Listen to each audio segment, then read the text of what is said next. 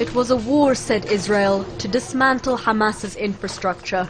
It was not a war against the people of Gaza. This was a line repeated by Prime Minister Olmert when he announced a unilateral ceasefire. By then, nearly 1,400 Palestinians had been killed. But now a different picture is emerging. An Israeli newspaper has published accounts of soldiers involved in the operation. They say killing Palestinian civilians and destroying their homes was allowed in Israel's rules of engagement during the war. An infantry leader describes how a Palestinian mother and her 2 children were killed. He said the platoon commander let the family go and told them to go to the right. One mother and her 2 children didn't understand and they went to the left, but they forgot to tell the sharpshooter on the roof. He went on to say, the sharpshooter saw a woman and children approaching him, closer than the lines he was told no one should pass. He shot them straight away. He killed them. Not simply a case of negligence, but a wider systematic policy by the military, according to those investigating soldiers' behavior. We're not talking here about just another very aggressive mission.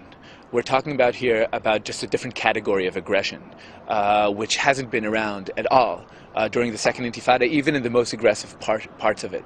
In a very similar story, Al Jazeera's Gaza correspondent Ayman Mohideen, who was inside Gaza during the war, investigated claims that civilians waving white flags were also killed. She distributed white flags and led them out.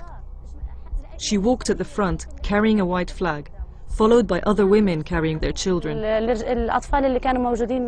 When we reached the top of the road, the special forces that were positioned in a house right opposite to us, they took us by surprise. But despite the presence of children and the display of white flags, the military opened fire. Another part of the testimony revealed a squad leader was shocked by the conduct of Israeli forces. To write death to the Arabs on the walls, to take family pictures and spit on them just because you can, to understand how much the IDF has fallen in the realm of ethics, really, it's what I'll remember the most. As one of Al Jazeera's correspondents there during the war, I witnessed firsthand this type of vandalism. And in the case of this house, they left them notes on the walls. So here you can see it says, Hamas bad, Israeli Defense Force good.